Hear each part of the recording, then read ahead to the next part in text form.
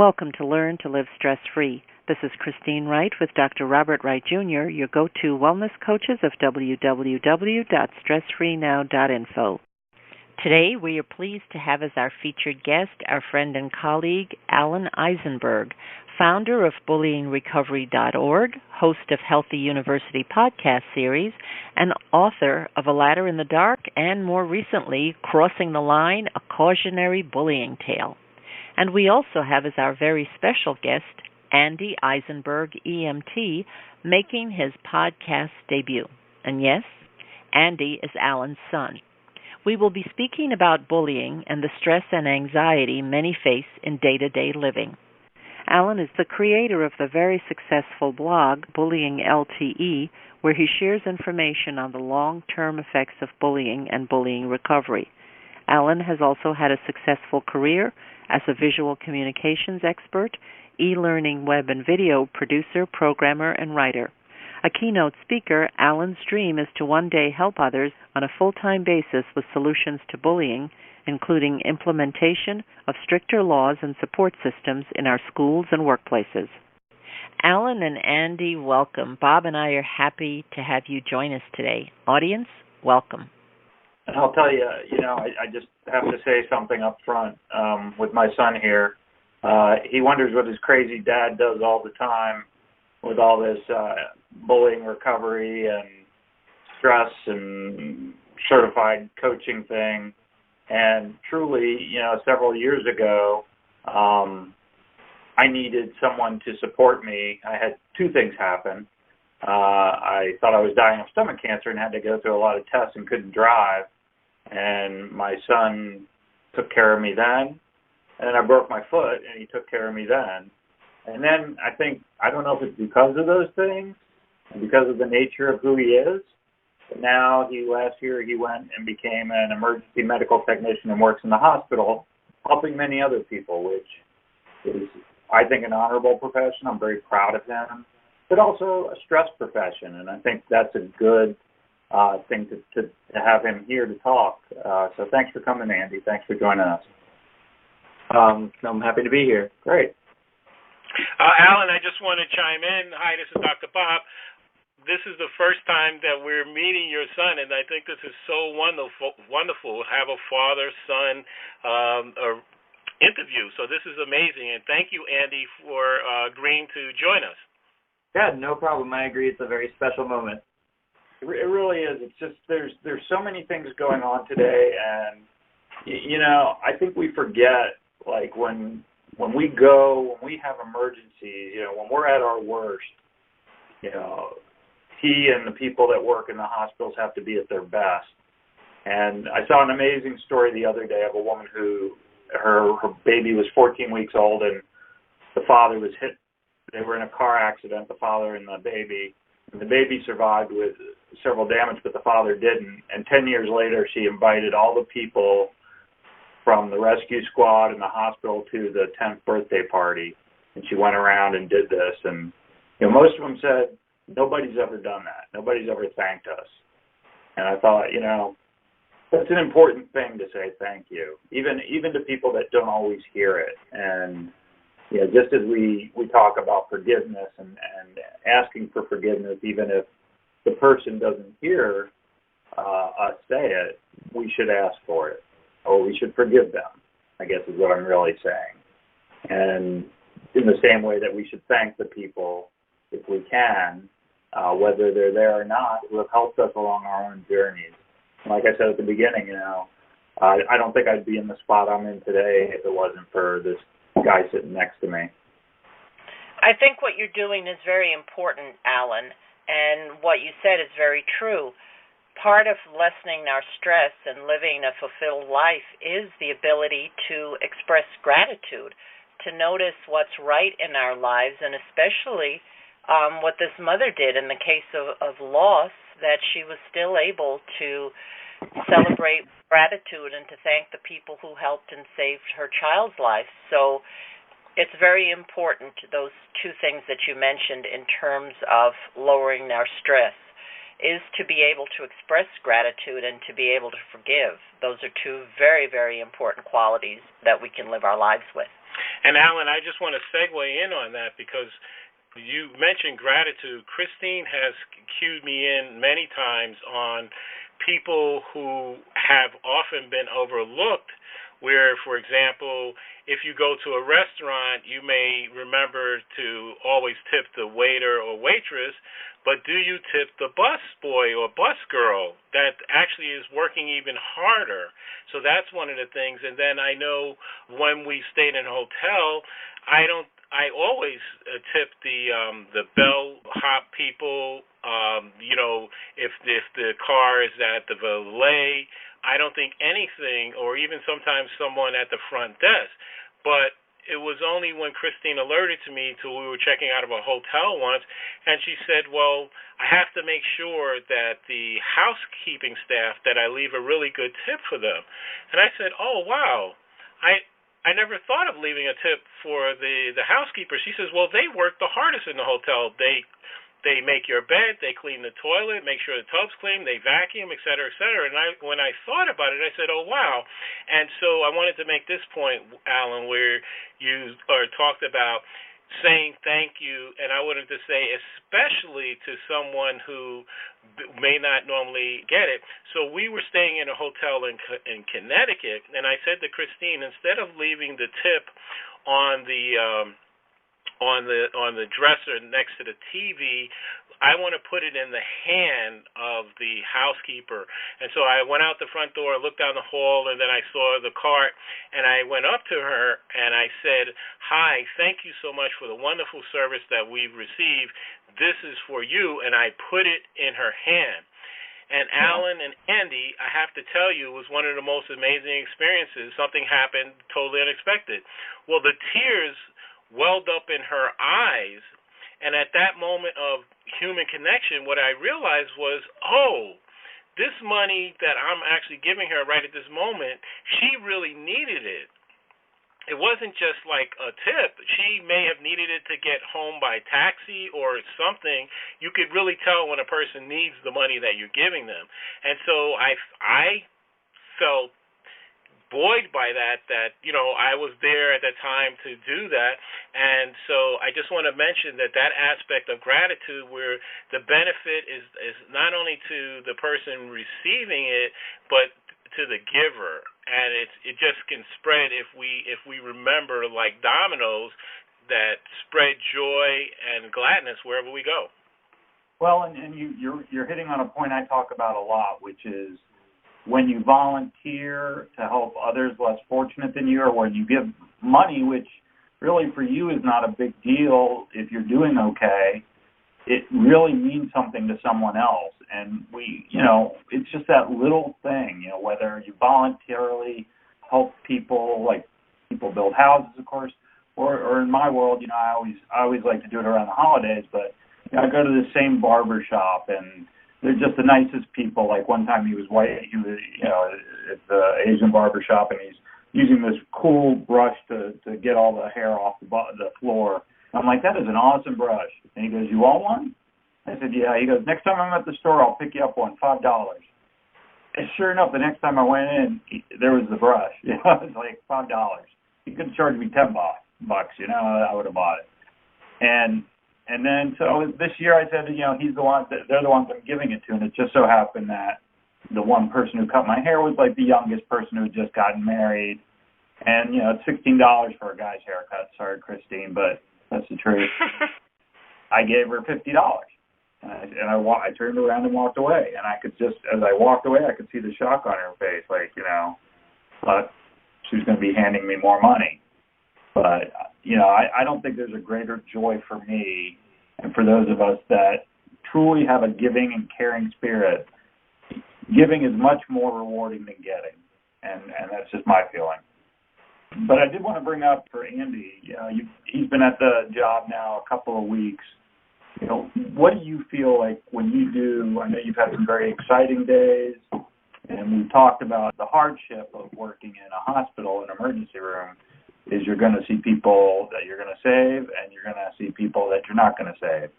And you have to be able to let go of the one things you can't control, the ones you couldn't save. So for you, Andy, how do you handle that, or what do you see? Have you gotten any attaboys or feel any great satisfaction when you're end a day at work? Yes, I've had a lot of attaboys, and I've had a lot of people tell me I'm on a good path and doing the right thing. But a lot of it is I don't feel stressed at work.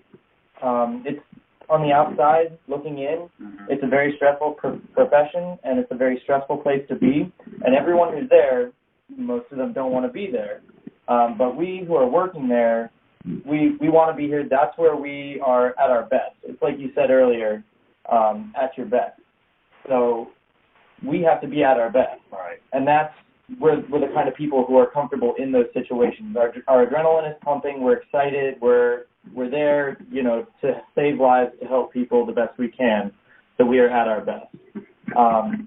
But like on the outside, you're seeing stress.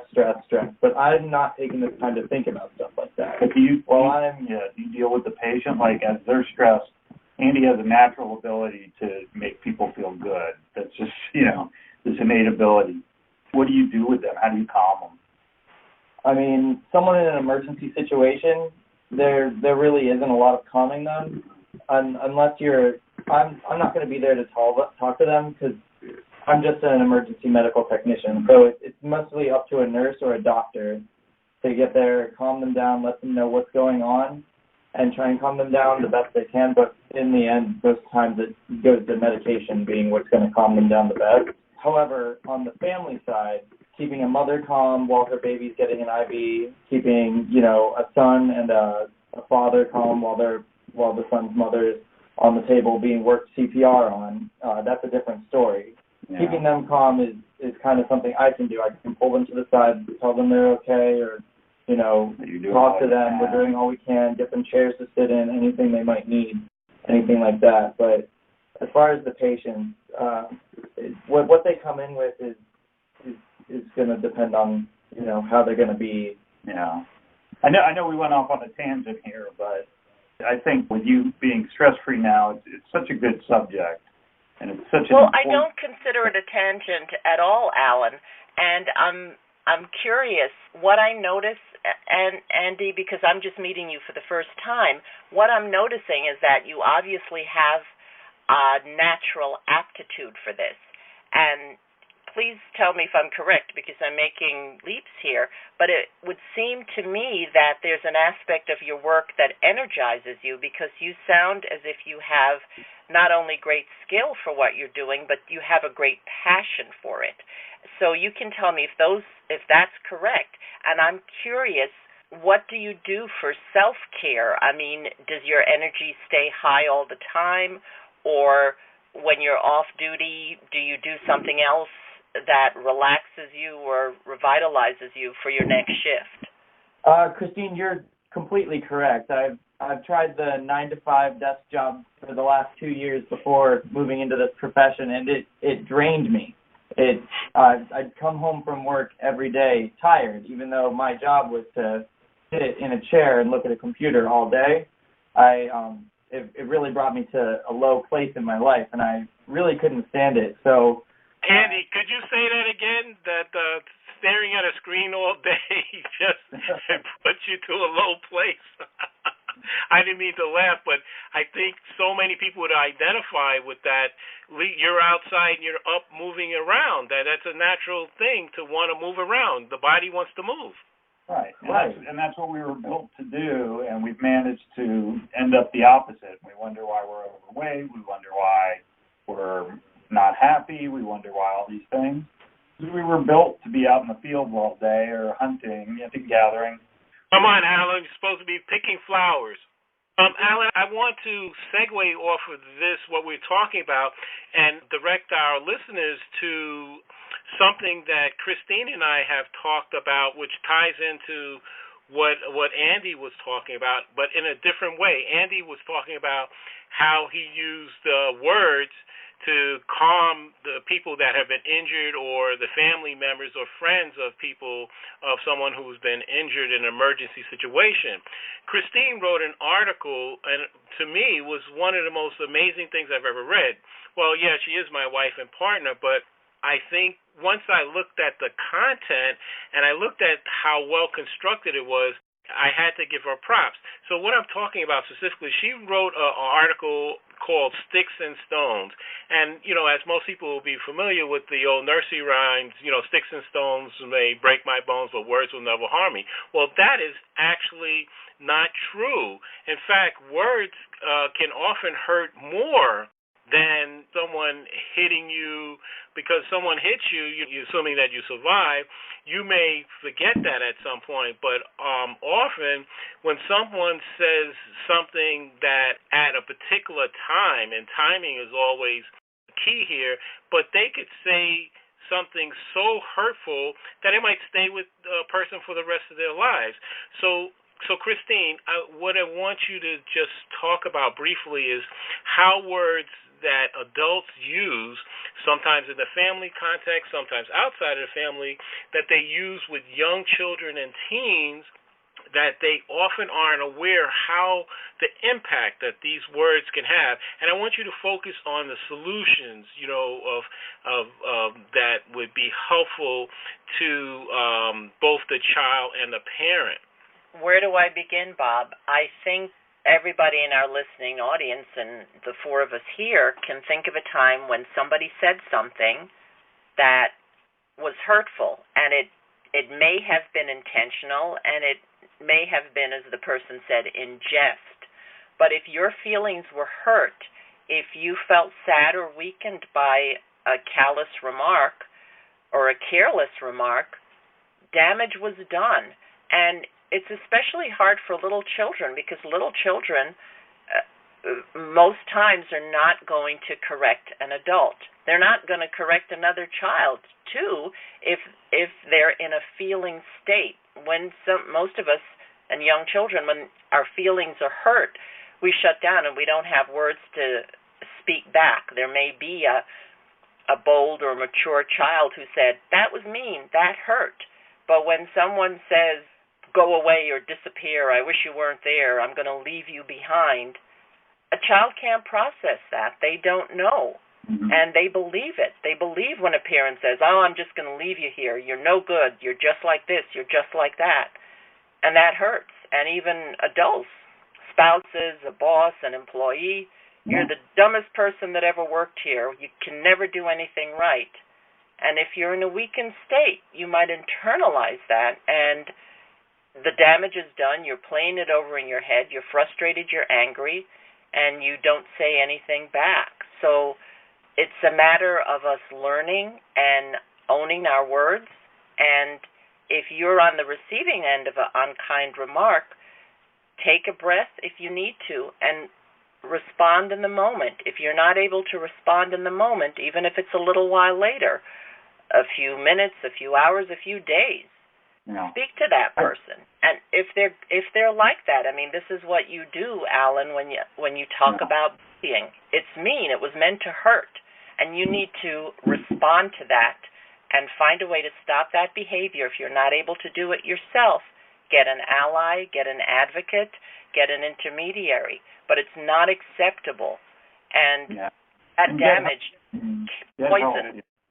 Once it's still, get help. And that's of course, hard when we're talking about children, but, it just happened last night. I heard a story where a stewardess on a plane saw a guy with a young girl, and she was all bruised, and she said something to the girl to come to the bathroom, and she gave her a note, and she said, if you need help, tell me. And, it was human trafficking, and she caught on to it, which I thought was interesting. Just same thing, I keep talking about, this idea of taking emotional attendance and noticing when someone is hurting. But I've also had some really interesting guests in between our conversations. Like a couple of weeks ago, I had this guy, Nathan, who was a victim of familial bullying by his mother and his brother that was so bad. Because, again, you're in a situation you can't get out of. You're in the family. He was homeless for many years. He had no self-esteem. And, he finally gave up his family, which you can imagine is very difficult. So there's workplace bullying, and that's a problem because people have to have a paycheck. And there's, husband and wife, abuse and bullying, and so as I've learned, this schoolyard bullying and this, particularly the word bullying, the cyberbullying, is really becoming harmful, because you're right, Christine. You can't take back what was done, and you're right, Bob. When boys fight, when you take a punch, you knew you were bullied.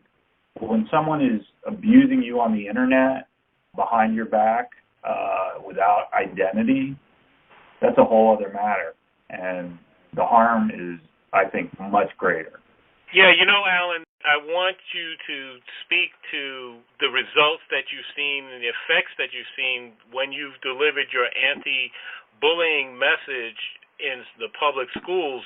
I'd like our audience to hear how, in your experience, the victims and the bullies have responded to it, and whether or not the administrators or teachers have implemented any of your recommendations. But before you speak to that, Alan, when you were just talking about that horrible case of bullying in the family, it just made me think of a case where I believe the girl was 12 years old who committed suicide. She was on a school team. I don't remember what team, maybe volleyball or soccer, and she had gone to the bathroom, and as a prank, which they thought, talk about pranks that have gone wrong, but it's actually intimidation, they her teammates busted down the door while she was going to the bathroom and snapped her picture and then put it up on social media, I guess Instagram, Facebook, etc. And so when she went to school, you can imagine, she was totally humiliated. She couldn't walk down the hall, etc., and she killed herself. So we're seeing stories where girls have killed themselves, where boys have killed themselves, and we're not even talking about adults. In fact, I was in a workshop recently, and a gentleman said to me, I had never heard this before, so I have to check it out to see if it's true. He said the employment category with the highest rate of suicide in the United States is farmers. He said it's worldwide. So I was shocked, because I've never seen farmers on any list like that. But could you just address my comments? I will, Bob, but I have to take a break. Okay. I'm going to address exactly that when we get back, and talking with Bob and Christine Wright on Healthy University. Hi, I'm Dr. Robert Wright, Jr., the Stress Relief Doctor, co-host of the Learn to Live Stress-Free podcast series. I'm an author, speaker, and stress management wellness coach. My published study is the first to show the connection between stress reduction, grief recovery, nitric oxide spiking, and the relaxation response. And my practical application of this knowledge helps you relieve the stresses of everyday life. I have the tools to dissolve your pain points quickly and effectively. Email me to find out how you can start to feel better now at stressfreenow.info/contact. That's stressfreenow.info/contact. Have you been procrastinating about completing an important project or pursuing a treasured dream? Christine Wright specializes in helping her coaching clients to lay out clear, elegant strategies. She shows you how to quickly build your confidence to uncover and eliminate your habitual patterns of resistance and self-sabotage. Christine helps you discover those meaningful insights that will get you to do what works so you can celebrate your successes. Go to stressfreenow.info/contact to let Christine know that you're ready to live your ideal life now. Again, that's stressfreenow.info/contact. Okay, sorry about that. I just needed to go to commercial. So let's go. I'll just go right into it. Your answer. So Bob, what you just hit on is what my new book's about, and in fact, the story you just told, unbelievably, is right in, when I wrote my book, I wrote it based on true life stories.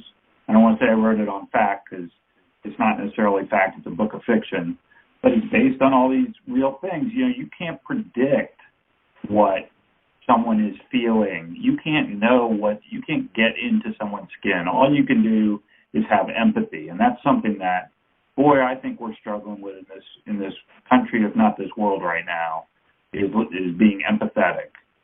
So one of the interesting things is I haven't gotten to talk to too many schools. I end up talking to the older folks because I'm talking about bullying recovery.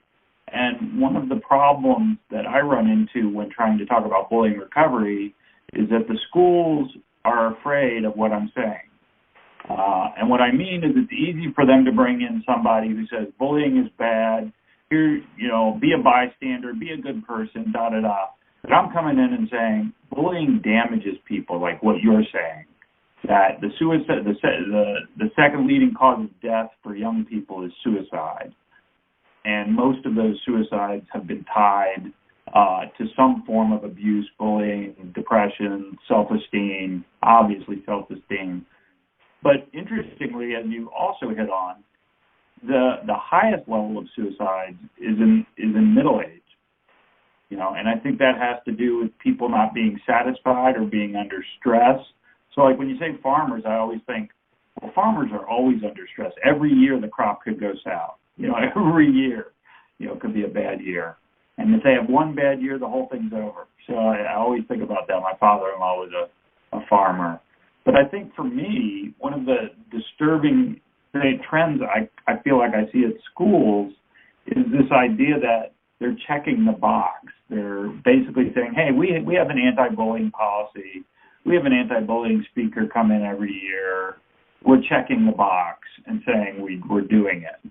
But they're not paying attention to what's happening. So like at my old alma mater, four students at my high school in 1 year killed themselves. Almost all of them over bullying and abuse situations. And what I know happens, what I'm afraid is what's happening in society, in school society, that needs to be fixed is at the top is the administration of the school, and then at the top of them is the administration of the county schools, and then of course it goes further than that. And they're counting things by statistics. Oh, this school has a big bully problem. So a school wanting to report bullying, so imagine you're a principal and you're being evaluated based on how much bullying is going on in your school. And instead of the administration saying, well, we need to put more resources toward it at the school, they're going to fire the principal. You see what I mean? Yeah, I got it. And that's what I think the problem is that we're not addressing the true situation because, sure, maybe we can prevent some bullying, but unfortunately the latest studies have finally come out that say schools that have bullying problems actually have higher bullying percentages, which doesn't surprise me because they've created awareness. And that awareness now is seen better than it is at other schools. But of course, that's not a good statistic for, again, the administration. So that's even more of a deterrent to not have them bring in anti-bullying speakers or programs. Right, Alan, I just want to cut in here and just say that unfortunately that because the way things are set up, the paradigm is a blame paradigm, that as you said, if a principal shows the true statistics, he or she gets punished for it. And instead of saying, hey, listen, we're shining a light on this issue, let's correct it, but if the systems are punitive in nature, we're like, then it becomes like a whack-a-mole thing, and then it actually becomes worse, and then the other people looking on, they say, hey, listen, I'm not going to step forward and say that this is going on, you know what I'm saying? And then it gets pushed down further.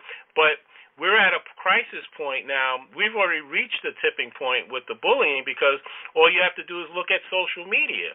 And so it is literally out of control at every level, elementary school, middle school, and high school, and college, because they've had all these things with the hazing. And I'll tell you something. There's an incredible, incredible video on YouTube called Evan. And I'm not going to ruin it for you or anyone in the audience that hasn't seen it. It's about school violence and how that can happen, and about awareness. And I think that's what we're invisible to. Like I was saying sort of at the beginning, I'm on this kick now to talk about taking emotional attendance. You know, when we talk about people who are suffering, you can wear a mask only so far. But certainly in schools, at work, people become disconnected. People say, maybe mean or angry things, or angry. Grades drop for students. They're not talking. There's so many things if you were paying attention emotionally to that person, but teachers don't have time for that. Alan, as I listen to you, what occurs to me is that there's a huge aspect of denial in all of this. In addition to the blame paradigm that Bob talks about, a perfect juxtaposition is Andy's work. He's an EMT, and in that system, it's allowed to come in and help someone. As a matter of fact, it's expected. If someone's in a particular crisis, they're going to call, and they're going to expect Andy to come and rescue them and help them and keep them calm and make them feel better and bring them to help. But when there's bullying going on in the school or in the job or in the family, the whole thing is to sweep it under the rug. Oh, nothing's going on. It was just a joke. No harm was done. They'll grow out of it. They'll forget it. That's not true, as you said. It stays with people for a lifetime, and hopefully a long lifetime, but many children are killing themselves because of the emotional pain. You said something very important, Alan, and you've been saying it for a long time. Empathy. Where is empathy in our society? Is our society attending to virtue? So much of our media, there are places where we see beautiful and lofty things, but a lot of the media, it's making fun, it's hurting, it's touting vices. It's showing people betraying each other, bullying each other, being mean to each other, and we're filling our senses with that. So how can we be empathetic, as you say, which I believe is a big part of the answer? Yeah. And what Bob and I often talk about is social support. So where is it allowed, and where are we taught how to seek social support, how to find someone? The way you said your son cared for you, it was there. You could depend on him. You knew that he had your back when you were sick and when you needed him. That's the type of thing that we need to have more of. It's not a joke. If someone's hurting to the point that they take their life, there's nothing funny about that. No, and then I'd like to transition a little bit to my book, but that's what I decided to write about, and it was very difficult. I have to admit, it was a difficult novel to write. It's, I think, a difficult novel to read, but so important because it speaks to the fact that if we don't change these things, this is what's happening. And the opposite of the kids taking their lives, of course, that I talk about is the kids bringing weapons to school. So another huge statistic that's come out is that kids who are bullied, particularly bullied relentlessly, do bring a weapon to school at a very high rate. And that is something I know, of course, because I wrote about it in my own past when I was feeling scared. But it's more than just scared. It's also the fact that, one of my new favorite sayings, not favorite, but the things I say, is that hurt people hurt people. So, when innocence is lost, when these things happen, my son's here. He'll probably be happy to tell you about some of the things I've done when I get upset. Yeah, tell us, Andy. We want to know. But I'm no saint, and I don't claim to be, and certainly before I recovered. But I would say, and Andy, you can be honest. I could get angry and say some kind of mean things sometimes. Yeah, why do you think I moved out? Ooh. Yeah. Now that's real. I think our audience listening, that this is what we're really talking about, the real deal here. It's not a smooth path, and it's not a smooth path for anyone, no matter how it looks from the outside. It's the saying, until you walk a mile in her high heels. I think that's very painful. Like when I think of walking in high heels, and that's what it's like when we experience, like Alan, if you could imagine switching places with Andy, and Andy was the father, then you were the child, and he did the things to you that caused them to move out. I think that that's part of how empathy can be created, when the person could really get it and say, oh, if that was me, oh, yeah, I really wouldn't appreciate it. Yeah.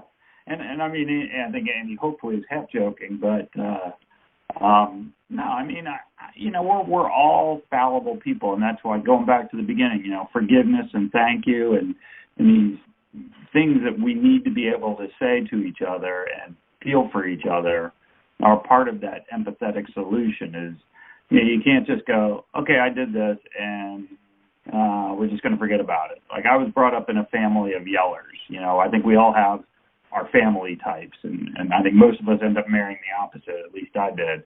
But my family was brought up yell, yell, yell. My parents used to play bridge at night, and my mother would be cursing at my dad at the top of her lungs, and my sister and I would crawl into bed together and cry, thinking they were getting divorced the next day. And then as we got older, Alan, I have to interrupt you. Why? What is that about? That level of contentiousness? What? Can you explain that? Because we see some of that behavior down here, and we've been puzzled because we never saw some of these behaviors. What is that about? You're saying as a child, you and your sister were crying when they were just playing cards. So can you explain that? I really think that we don't give enough, I guess, credence or credit to how we're brought up. I mean, to believe that you're not going to be like your parents, or that they didn't show you how to be, I think is untrue. Like, Andy has a little bit of me in him from a freak out standpoint. Sometimes things make him freak out, just like things make me freak out.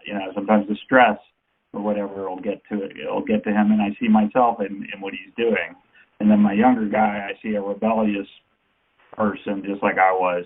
So what I think, really, we're a product of our upbringing. So again, not having seen what my mom and dad were like. I know my dad was in a very rough.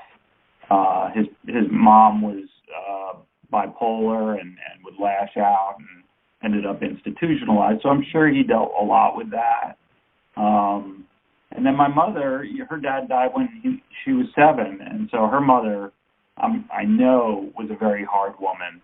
And so, as I did my first book, trying to discover more about my own issues, I really do think that a lot of it is familial. Whereas, my wife is an interesting case. Like, I still think to this day, 25 years later in marriage, she still struggles to figure out my family life, how we can all yell at each other and have argument. We are argumentative people, and then, kiss and hug at the end and say goodbye. Whereas her family, if they get mad at each other, they're silent for 3 months, and then it's like it never happened. That's because Mom had 3 sisters. I don't know if that's it. But I think that's a product of her upbringing, was that you weren't if you were upset, you weren't to do anything about it, and you just let it cool off and then pretended it didn't happen. And I think, for me, I'm like, I can't stand that. I've got to get a conclusion, whether it's an I'm sorry or you hurt me or whatever we got to do to close the loop. It's the old idea of not going to bed angry, right? I hate that. That's like my pet peeve. Well, Alan, I may be opening a can of worms here, but one of the this is like a slight tangent, but because you brought up the issue, you actually mentioned that your mother used to use profanity when she was playing cards with your father. One of the things that Christine and I has noticed, and I'm sure our listeners have noticed the same thing. There are aspects of our society and culture that where it's literally devolving, where there was a standard, or at least a pretense of a standard, and now there's not. And so here's what I'm talking about specifically. We have noticed that in the past 6 months or so, that we are getting emails with subject titles from various people, and they're using curse words in either the subject line of the email or in the body of the email, and or in their video attachment or whatever. And so Christine and I, at first, when we first saw this, then now it's like it's become a deluge, like it's a fad or something. So when we get a subject line and has profanity in it, doesn't matter what it is that we just delete it. That's us. So I imagine some people are opening it, I guess, because they wouldn't be sending them out. But this seems to be part of everything. Is like this shock value. Everything has to be like giving people electric shock because attention spans are so short. And it's like when I said. I read a study where they said the average person has the attention span of a goldfish, which was 8 seconds. They said, oh, no, it's not that long. It's down to 3 seconds. A goldfish has a long attention span compared to average person. So are you seeing the same thing? And Andy, are you seeing the same thing? Are you getting emails? You see things coming in on your phone where it's using a lot of curse words, profanity, and other inappropriate stuff coming in? Now, I'm 23 years old, and I live with 3 other 23-year-olds. So most of what I see either starts or ends with profanity. But from a professional standpoint,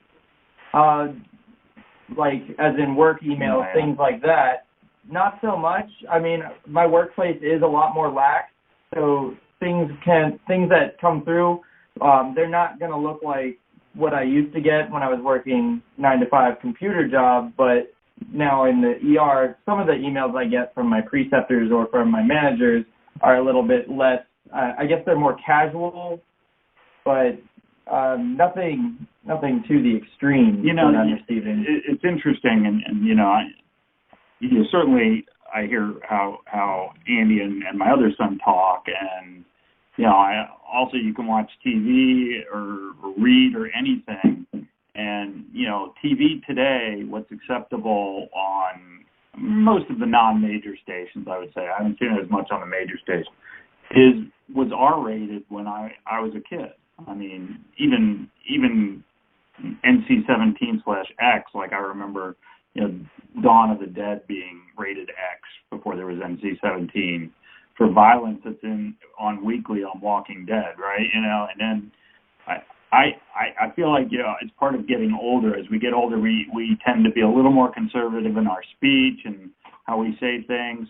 And I think Andy, when I hear you and your friends talk, I think you're a little more free. Like language isn't really an effector. It's like it's used as punctuation and not really like you don't mean to use it to get people upset. You just use it. It's just part of life. The way we speak and talk with it, in fact, is more of this is someone I can be honest with and give my full-fledged raw opinion, and that's kind of how I talk with my roommates and my friends, right. And so I can see where profanity might be used there. But in terms of other people that I might not be comfortable with, don't trust, I'm not going to be profane or use profane things I'm putting a face on until I can trust someone. Right. So in terms of what you're talking about where me and my brother talk and we use certain language or talk in a certain way, or when me and my friends talk, those are the people I'm most comfortable with, can trust, and that's just how my generation at the least speaks to one another. But isn't it a bit ageist? Like, that your mom and I, aren't really crazy about it. So you probably temper it a little bit, although you feel comfortable with us, so I know that it comes out. But don't you feel like it's a little bit generational? And I mean, I'll give an example from my generation. I know Bob and Christine are a little older than me, but Eddie Murphy was really big when I was a teen, and he put out a comedy album, and we used to play that incessantly. Thought it was the funniest thing ever. And then I heard part of it not long ago, and it was so full of profanity, and I forgot all about the fact of how profane it was. And I really think that we just get more conservative. Like, we realize, hey, we don't want society to be using all this profanity as we get older. So I think it's almost like age restricted. I certainly think you're right, Bob, that, years and years and years ago, but I also think that kids, in their teens, they've been using profanity a long time. I don't think there's a lot of, people who were not using it, particularly in the teen years to other teenagers. I don't think they're talking. Alan, I just wanted to say, I agree with part of what you're saying, and then the other aspect is that this is I guess, a values issue, because I remember I used to take groups of people camping up to Connecticut, and this was in the early 1980s, where I had an incident where we always used to bring people that we knew, and so friends of a friend brought people that I didn't know, and then I remember getting up early on the Sunday morning, and this guy, we were on this lake, so the sound traveled like so far, you just couldn't believe, because we were outdoors in the wilderness, and he had on his portable TV, this is in the early 80s, and he had on Eddie Murphy Raw, and, we had children, and there were other people there, young children, and he's got this thing blasting like at 6:30 in the morning.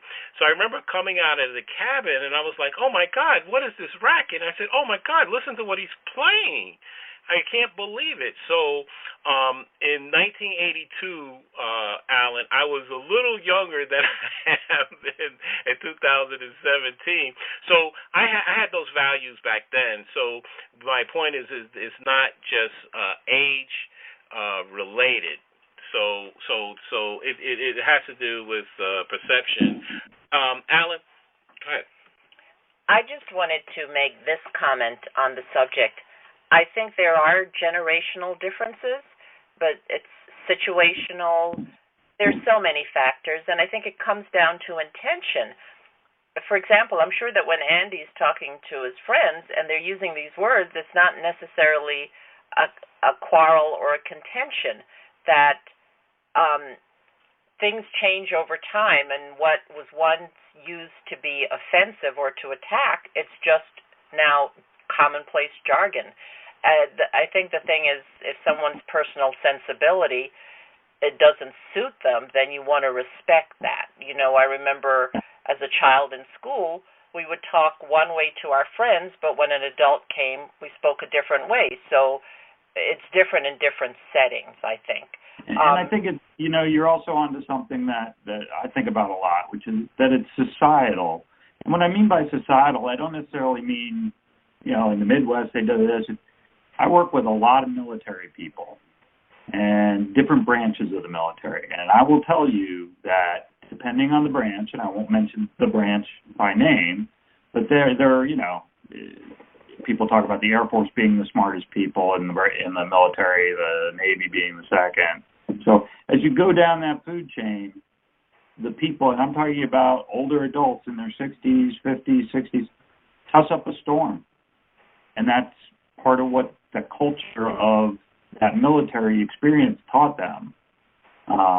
Because, when they're in a battlefield situation or when they're, in a high stress, I think we've gone really full circle on the use of language and talk in this discussion, which I love, which is why people make talk the way they talk. Why did it upset me so much to hear my parents when I was a young kid? But now when they fight, I don't think twice about it, right? It's just, now I know it's just their nature. And I know with my sons, it's their nature. And I know with Army people, it's their nature. And much like I talk about how I've become a chameleon in my life, I'll fall right into their nature just so they accept me. Great, Alan. I'm looking at the clock, and I'm wondering, since you have indicated that in 2016 you really want to focus on recovery, healing, and solutions. And in 2017, too. Yeah. And in 2017, too. And in 2018 and 19 and 20. So I stand corrected. So my question is, do we have time for me to demonstrate for our listeners I actually have come up with a custom open focus exercise, which it could be helpful for dissolving traumatic bullying memories. So, do you want to go to that, or should that actually be in a separate podcast? Oh, we can do a part 2. You want to do a part 2? I'd love to do that, and then we could spend all our time on that. Because I certainly want to talk about just my book, and maybe that's a good segue to the part 2 is how we do get to that point of what you're doing and what I'm doing to try to solve this, to try to recover people. Because that's great, and Christine has a fantastic breathing exercise that every time she performs it in front of others, I am just amazed at the benefit. And when I talked to people and I said, Christine did this breathing exercise, did you find it helpful? And it could be months later, and they said, oh yeah, I'm still doing it. Yeah, the breath is everything. Everything starts with the breath, and the breath is everything.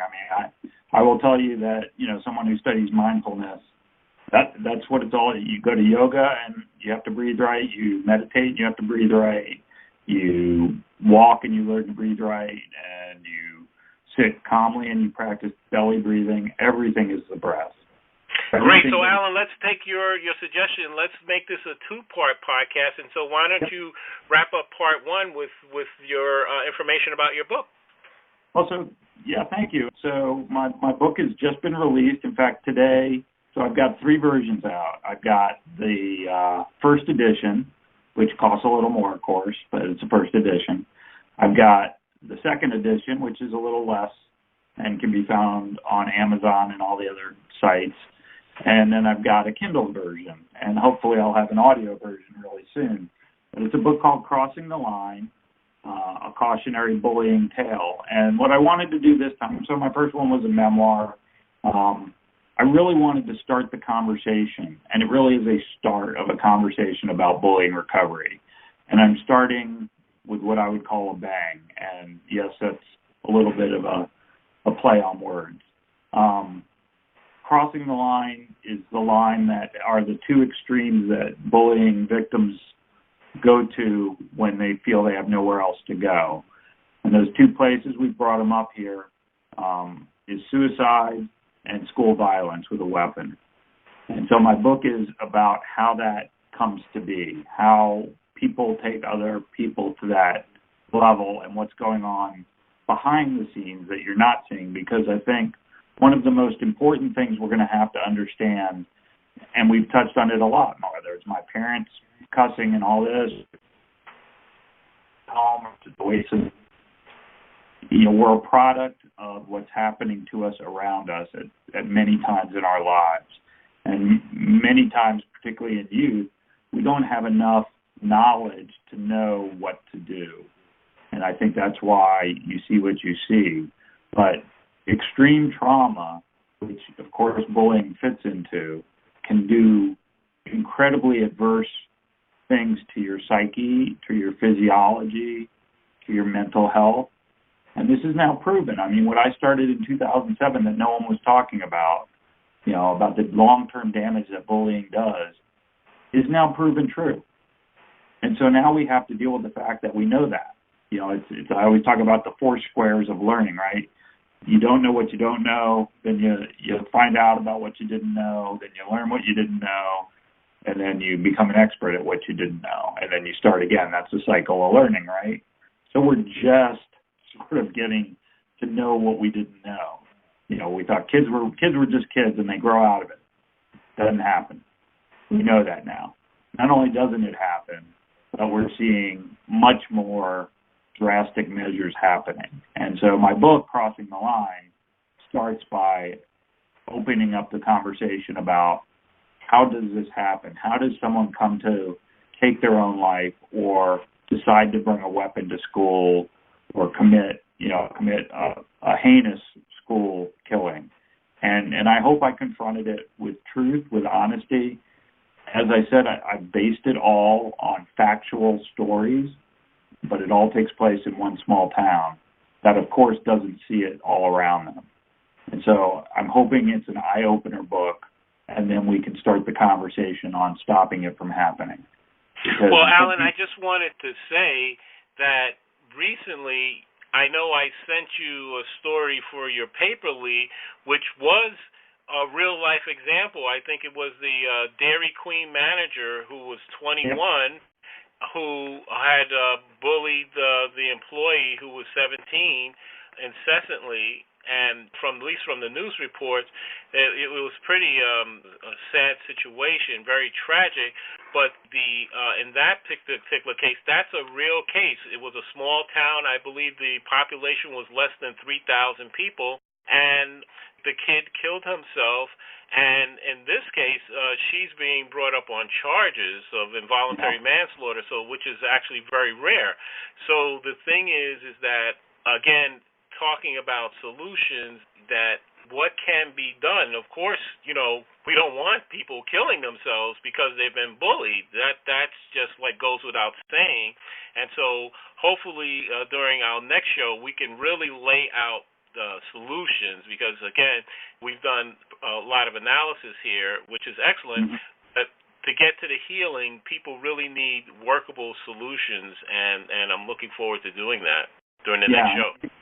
I think that would be great, because that's really the next step in I think what we're both doing is that there are solutions, and my next challenging writing assignment is to write the bullying recovery primer that I would like to have schools use in learning to, one, detect, and two, how to handle, mainly through empathetic means, the children that they're dealing with, both the bullies and the bullying survivors. It's not one-sided, and I think that would be great. So let's do that. I love talking to you guys. I can't believe an hour has gone by. And I know, it's incredible. Well, I will look forward to that book, but I'm sure right now that our listeners will enjoy Crossing the Line. Alan, I would like to just close with what we've done in the past, with each of us just taking a brief moment to share our final thoughts with the audience. Great. I'll start, and then Andy can go after me, and we'll go to you guys. Okay, very good. What I really enjoyed about this conversation was, it was triggered about the words we use, and I know when we started that was sort of not our original intent, but it was an amazing conversation about how we approach others and how we show ourselves to others and things that we do. And I think that's such an amazingly important item that so many of us forget, that our words do affect people. It's not just action. I always say back up your words with action, but if you've used the words, and they're damaging, you're gonna have a hard time taking them back. So I love that we've really hit on that subject. My favorite subject that we hit on, which I think is one of the most important, is empathy. And like Christine said earlier, where is the empathy? I think in today's society, where everything that we create and invent is to make our lives easier, a lot of people also put empathy in the same category. It's easier to not empathize with someone who's in pain or suffering. It's easier to ignore that, and that's where the empathy is. It's not easy to empathize. That's what people know that. It's something that needs to be done in order for everyone to, live on this peacefully together and happy. Without empathy, we can't, we can't be there for each other. And people, we don't live alone. We group together, we make colonies, and that's how people are happy. People aren't happy when they're alone, down, and by themselves. We need to be there for someone who's down. You empathize with them, but you got to be there for them first. That's the first thing to do. And if there's anything to take away from what I just said, it's be there for the people that need you. That is so beautiful, Andy. I'm going to use what you said with what I'd like to share. Alan, something you said reminded me of what our colleague Reggie Mara talks about. He says story matters. The same way your family of origin and your wife's family of origin, you both had different experiences. So all of us, we think that what happens in our household or in our life is global. It's not. It's just ours. So as we have the ability to transcend and transform our stories, we will be happier for that, when we can forgive what didn't work, when we can be grateful for what did work, when we can be honest and share, when we can be empathetic, when we can really feel, when we can grieve what was lost and what didn't go right, when we can move beyond our story, when we're not reactive and trying to hurt ourselves or do harm to someone else, that's when we can truly be who we were meant to be. That's when we can live in awareness and go out in the world with good intention, which I think is what we were designed for. We're social creatures. We want to be with each other. We want to connect. So we need to find a way to move beyond our hurts so that we can really live a joyful life. Beautiful. In closing, I'd like to mention that we have an upcoming podcast with Dr. Maria Nemes, who we did a podcast with her last year, and we'll be doing a podcast with her coming up. And when Christine and I saw her in Atlanta, one of the things that she said, which I found most beautiful, which I believe our audiences could benefit from, she asked a core question, and so that's what I want to leave our audience with, this core question. Would it be okay if life got easier? To really ask yourself that question in a self-reflective way with honesty and authenticity and intimacy with yourself and the various parts of yourself, because many people don't seem to realize that we have these various parts and they often can be in conflict with us, and that can underlie self-sabotage. So, audience, would it be okay if life got easier? And if the answer is no for you, well, then because some people believe that the only thing that's valuable if it's hard. And so what I'm suggesting by offering that question is a paradigm shift, that imagine that if life got easier, well, I'll let you finish the sentence. I think this was a beautiful conversation, and I really enjoyed it. And I'm looking forward to part 2. We'll just schedule that real soon so we don't leave the audience hanging. But really a wonderful conversation about what we have to face for our future, what we have to look for the future and hope we can get people to understand and accept, which is that we are social, and in such we are affected socially by what happens around us, good and bad. And I think that that's something we all have to have better awareness of. Thank you, Alan and Andy. Thank you for joining us. We hope to have you with us more often. Yeah, thank you, Alan and Andy, father and son team. So thank you, guys. Thanks, Bob and Christine and Andy.